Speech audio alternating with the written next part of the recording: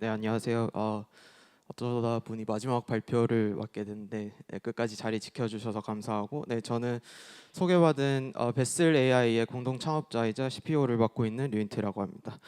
어, 저희는 뭐 한마디로 얘기하면 MLOps 분야의 이제 최고의 AI 인프라 플랫폼을 구축하기 위해서 불철주야 노력을 하고 있는데요. 이 MLOps라는 분야를 이미 앞선 뭐 텐과 몬드리안 AI에서 잘 설명을 해주셔가지고 제가 앞에 앉아서 세션을 듣는 동안 어떤 얘기를 드리면 도움이 될까 싶어서 생각을 해보다가 기술적인 내용은 조금 빼고 저희가 어떻게 이 사업 베슬 AI라는 회사를 시작하게 됐는지, 그리고 앞으로의 10년은 어떤 비전을 바라보고 있는지에 대해서 설명을 드리면은 또 도움이 될 것 같아서 그렇게 진행을 해보도록 하겠습니다. 아, 네. 어, 뭐 많이들 들으셨겠지만 GPU를만 가지고 있다고 해서 AI 어플리케이션을 만들기는 상당히 그 격차가 엄청나게 크다고 볼 수가 있어요. 그래서 뭐 GPU를 나는 H백 GPU를 뭐 몇 대 가지고 있다. 네, 좋은 출발점일 수는 있는데 그걸로 뭐 챗GPT와 같은 서비스를 만드는 데는 상당히 오랜 시간이 걸리고요. 오픈 AI가 시작을 해서 챗GPT를 만들기까지 7년의 시간이 걸렸는데, 뭐 7년이라는 시간이 누가 봤을 때는 엄청 오래 걸렸다고 볼 수가 있을 것 같고, 뭐 예를 들어 AI 스타트업의 사장님이다라고 하면은 내가 스타트업을 만들었는데 돈이 벌리는 프로덕트를 만드는 데까지 7년이 걸렸다라고 볼 수가 있을 것 같고요. 반대로 좀 더 크게 봐서 뭔가 어떤 업계의 큰 트렌드를 바꾸는 어떤 특이점을 만들었다라고 봤을 때는 7년이라는 시간이 굉장히 짧다라고 느껴지기도 하는데요. 저는 이제 엔지니어로서 이 분야를 시작한 사람으로서 7년은 굉장히 짧은 시간이었다라고 생각이 들고, 뭐 여러 가지 7년 만에 그들이 그 서비스를 만드는 여러 가지 요인들이 있을 수 있겠지만, 첫 번째로 뭐 시드머니를 1조로 시작했다, 뭐 그런 것들도 당연히 좋은 시작 포인트이겠지만, 어, 초창기부터 2010년 후반부터 그들이 이제 테크 블로그에 어떻게 그 100개, 200개, 뭐 1000개 되는 GPU를 묶어서 학습을 하는지, 쿠버네티스로 묶어서 학습을 하는지, 그리고 쿠버네티스를 그냥 네이티브하게 쓰지 않고 어떤 스케줄러를 써서 머신러닝에 맞게 그걸 인프라를 어떻게 구축하고, 그런 노하우와 트러블 슈팅 방법을 계속해서 오픈해서 퍼블리시를 하고 있었어요. 그래서 저희도 그런 거를 계속 트래킹을 하고 있었고, 저희 대표님이 약 한 5년 6년 전에 이제 거기서 이제 아이디어를 얻어가지고 쿠버네티스 기반의 MLOps 플랫폼은 비단 오픈 AI만 필요한 게 아니라 모든 기업에서 필요한 시스템이다라고 생각을 하고, 약간 MVP 형태로 만들어서 뭐 프로젝트 코노라고 이제 이름을 붙여서 라스베가스 엔비디아 컨퍼런스에서 발표를 하게 됐는데요. 그때 이제 반응이 좋았었고, 그래서 그 코노라는 프로젝트를 시작으로 저희가 4년 전에 창업을 했다라고 보시면 될 것 같아요. 네, 그래서 뭐 앞선 회사 네, 많이 설명을 들으셔서 제가 특별히 설명은 안 드려도 될 것 같은데, 뭐 여러 가지 레이어가 있겠지만 먼저 GPU 인프라로 시작을 해서 그 위에 이거를 어떻게 클러스터링을 할 건지, 네, 그리고 데이터셋은 어떻게 가져올 건지, 뭐 다이렉트로 마운트를 할 건지 아니면 런타임에 이거를 다운로드 받을 건지, 그리고 학습된 그런 모델들을 어떻게 모델 레지스트리에 버저닝을 할 건지, 그런 레이어들이 이렇게 크게 세 가지로 있다라고 보시면 될 것 같고, 최상단에 지금은 파이프라인 오토메이션으로 해서 이제 AI 어플리케이션으로 나아가는 그런 형태로 저희가 제품을 발전시켰다. 네, 라고 보시면 될 것 같아요. 그래서 저희의 뭐 10년 비전이라고 하면은 이제 수백 개의 AI 모델들이 자동으로 개발되고 운영되는 인프라를 구축하는, 네, 그런 단계로 나아가는 것을 저희는 생각을 하고 있습니다. MLOps랑 LLMOps라는 키워드는 뭐 특히 MLOps라는 키워드는 예전부터 있었지만 제가 느끼기로는 작년부터 이제 좀 많이 주목을 받게 된 것 같아요. 그래서 뭐 MLOps에는 데이터부터 시작하는 여러 개의 컴포넌트가 있는데 그 컴포넌트마다 이제 그 좀 약간 버티컬하게 깊게 들어가는 스타트업들이 수없이 많고 뭐 저희 회사 같은 경우에 뭐 몇 가지 컴포넌트를 이제 커버를 해서 조금 더 넓게 가져가는 프로덕트도 있을 것 같고 이제는 이제 LLM 쪽으로 넘어오면서 뭐 프롬프트 엔지니어링이나 뭐 레그를 어떻게 할 건지 뭐 파인 튜닝을 어떻게 할 건지에 따라서 각각의 그 컴포넌트마다 대표되는 회사들이 계속해서 나오고 있습니다. 저도 저희 회사가 이 MLOps라는 키워드로 MLOps Now라는 키워드로 그런 미드업을 한국에서 매달 혹은 두 달에 한 번씩 이제 개최를 하고 그 개최된 영상이 유튜브에 올라가고 있는데요. 지난달에는 저희가 샌프란시스코에서 실리콘밸리뱅크와 함께 코호스트를 해서 그 샌프란시스코 시내에서 이제 발표를 할 기회가 있었어요. 발표 주제는 이제 프라이빗 LLM을 어떻게 프로덕션화할 것인가.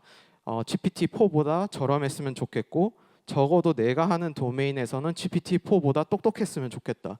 네, 라는 그런 주제를 가지고 파인 튜닝의 여러 가지 기법들과 저희가 실험한 결과들 그리고 이거를 어떻게 가볍게 뭐 퀀타이즈 양자화 해가지고 상용 GPU A100이나 H100 같은 큰 GPU가 아니라 뭐 L4나 A10 같은 GPU에서는 어떻게 할 수 있을 것이고 그리고 데이터가 가지고 있는 게 뭐 예를 들어 책으로 따졌으면은 뭐 10권 정도의 분량의 뭐 법률 데이터를 파인 튜닝 시킨다고 했을 때 현실적으로 얼마 정도를 들여야 우리가 POC를 할 수 있느냐 이런 그 달러 밸류까지 계산을 한 발표를 제가 지난달에 할 수 있었고 감사하게도 한 130명 이상의 이제 뭐 빅테크 또는 뭐 투자자분들도 계셨고 아니면 근처에 뭐 스탠포드 버클리 학생들도 있었는데 같이 이제 모여서 그런 이야기를 할 수 있었습니다. 그래서 거기에서는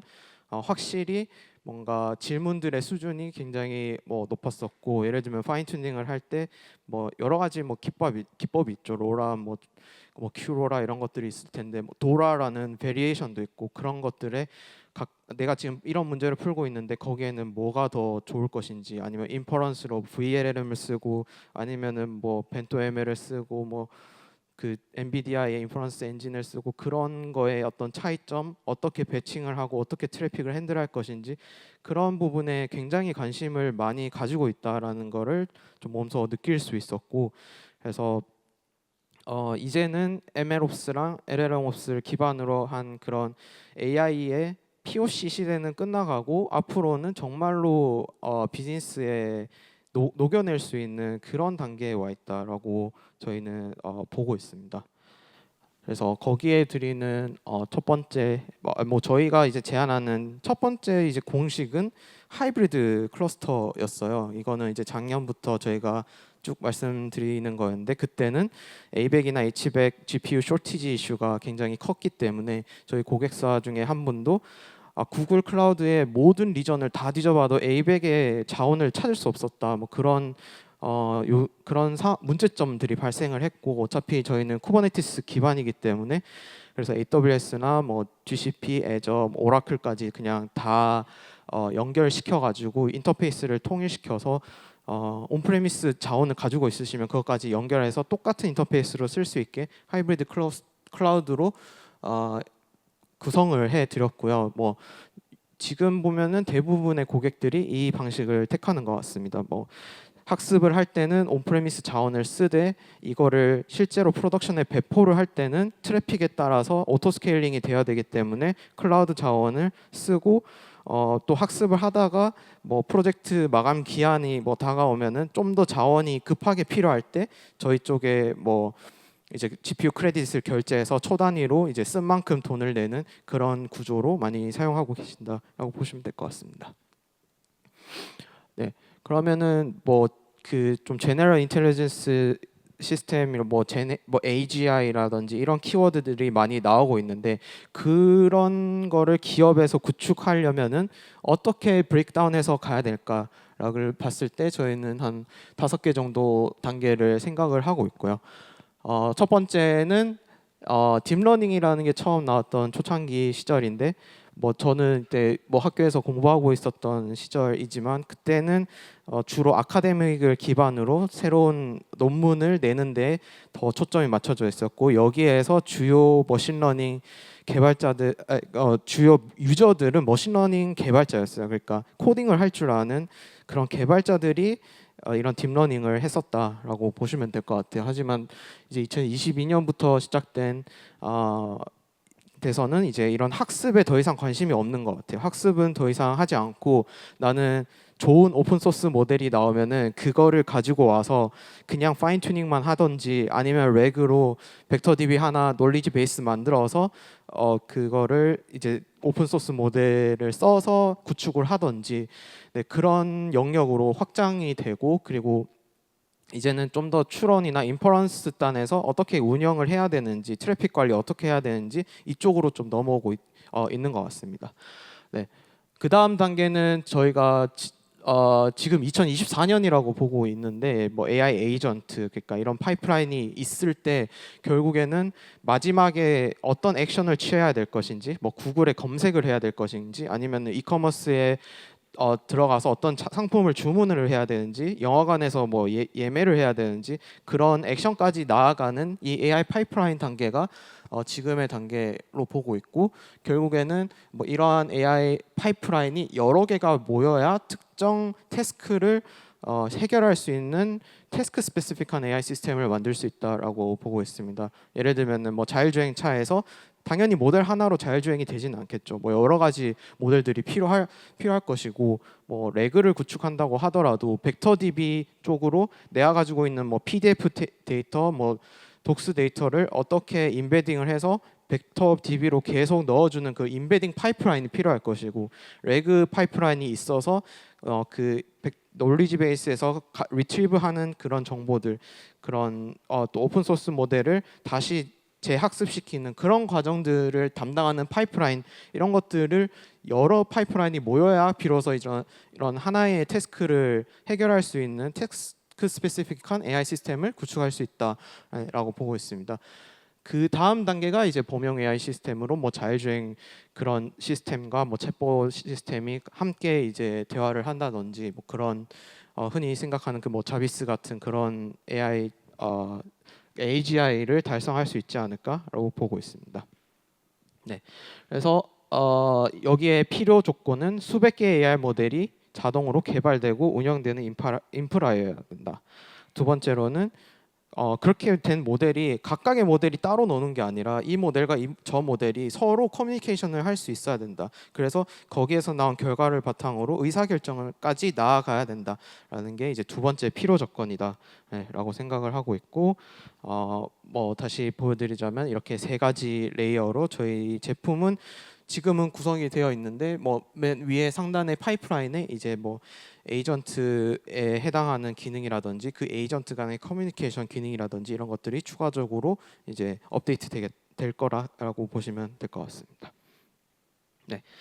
네, 이런 제품이 사실 아직까지는 머신러닝 엔지니어나 그런 개발자들 친화적인 제품이다 보니까 처음 저희 제품이나 뭐 그냥 아무런 MLOps 플랫폼을 접속하셨을 때 뭘 어떻게 해야 되는지 모르는 경우가 상당히 많아요. 그래서 저희는 베슬 헙이라는 걸 만들어서 좀 오픈 소스로 공개된 예를 들어 라마 3라는 게 공개됐을 때 어떻게 파인 튜닝을 하는지 그런 레시피들을 시작할 수 있는 템플릿들 최소한의 템플릿들을 여러 개를 허브에 올려놓고 여기서 이제 시작을 해서 데이터를 바꿔 나가면서 아니면 모델을 좀 더 올려보면서 아니면 GPU 스펙을 뭐 한 장에서 두 장으로 늘려가면서 이제 각각 고객사들의 비즈니스 목표에 맞는 머신러닝 개발을 시작할 수 있도록 허브를 제공하고 있습니다. 그래서 허브에서 시작된 것들은 베슬 런이라는 곳에서 가서 이제 학습을 할 수도 있고요.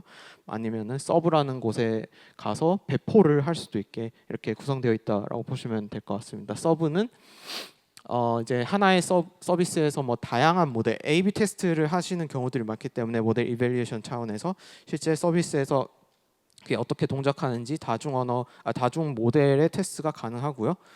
그리고 서버리스 엔드포인트라고 해서 내가 쓰지 않을 때 엔드포인트는 퍼시스턴트하게 살아 있지만 내가 그 트래픽이 없을 때 GPU 노드를 스케일 다운 투 제로까지 하는 했다가 이제 트래픽이 와서 그 리퀘스트가 큐에 들어간 다음에 그 다음에 노드를 켜서 처리를 한 다음에 그 결과값을 돌려주는 그런 좀 비용 효율적인 서브레스 엔드포인트 기능도 지원을 하고 있고요. 반대로 스케일 투 지로가 아니라 트래픽이 늘어났을 때 서버가 죽어버리면 안 되기 때문에 그걸 이제 오토 스케일링 해주는 여러 워커들을 이제 실행시켜가지고 오토 스케일링하는 기능도 있다고 보시면 될 것 같습니다. 네, 다음은 뭐 파이프라인인데요. 네, 같은 내용이라서 넘어가도록 하겠습니다. 네, 그래서 반복적으로 얘기를 하고 있는 것 같은데 수백 개의 AI 모델이 자동으로 개발되는 운영되는 인프라 구축을 하는 목표로 저희는 열심히 달려가고 있습니다. 여러 고객사들이 저희랑 함께 하고 있는데요. 뭐 대표적으로는 현대자동차 자율주행 팀이 이제 저희 파이프라인 기능을 이용해서 자율주행 그 모델을 만들고 계시고요. 뭐 이 파이프라인 MLOps가 없을 때를 생각해 보면은 이제 그 자동차가 찍어오는 이미지들이 많을 거잖아요. 전방, 후방, 측방 데이터, 이미지 데이터들을 일단 한번 수집을 해서 라벨러에게 외주를 맡기고 그래서 그 라벨러들이 다시 현대 쪽으로 그 데이터를 보내면은 뭐 이메일을 보내겠죠. 뭐 라벨이 끝났습니다. 뭐 이라든지 그러면은 그 현대 쪽에 있던 PM이 뭐 이번엔 데이터 검수를 맡기고 검수를 끝나면은 다시 이제 학습을 맡기고 이런 막 이메일을 보내고 이제 사람이 개입되는 순간 그 하나하나가 다 바틀렉이 될 수가 있어요. 근데 이제 MLOps를 도입을 하면은 그런 파이프라인들을 전부 자동화 시키기 때문에 저희가 뭐 예를 들어서 라벨러들이 특정 AWS S3 스토리지에 데이터를 올렸다라고 하면은 저희가 S3 워처가 그걸 보고 있다가 파일이 올라왔네 라는 거를 웹훅 트리거 삼아서 파이프라인을 돌리고 그러면은 이미 프리디파인된 방법으로 트레이닝 학습을 한 다음에 모델까지 딱 떨어지는 그래서 모델의 뭐 이밸리에이션 결과값은 뭐 100점 만점에 뭐 78점입니다. 이렇게 그거를 이제 사람이 개입하지 않고 뭐 매일 모델을 새로 생성할 수 있는 그런 파이프라인을 이제 현대자동차 자율주행 팀과 함께 작업을 했다고 보시면 될 것 같아요. 뭐 이런 인더스트리뿐만 아니라 저희가 아카데믹이랑도 활발하게 협업하고 있고요. 카이스트 AI 대학원이나 서울대학교 공과대학, 연세대학교에서 저희 제품을 사용하고 있습니다. 최근에는 이제 스캐터랩이나 리튼으로 대표되는 AI 이제 AI 러지 랭귀지 모델을 하는 AI 스타트업과도 협업을 하고 있고, 스캐터랩에서 이제 사람의 성격에 따라 달라지는 그 대화 방식 이런 것들을 파인 튜닝 하는데 저희 제품을 사용하고 있다라고 보시면 될 것 같습니다. 여기까지고요. 뭐 저 테크니컬한 거는 자세하게 안 들어갔는데 저희가 MLOps 나오라고 저희가 미드업을 매달 개최를 하고 있으니까 뭐 8월이나 9월에도 샌프란시스코에도 하나 계획이 되어 있고 서울에서도 진행할 예정이니까 저희 링크드인에 저희 베스트 AI를 검색해서 팔로우해 주시면은 소식을 들어보실 수 있을 것 같습니다. 네, 감사합니다.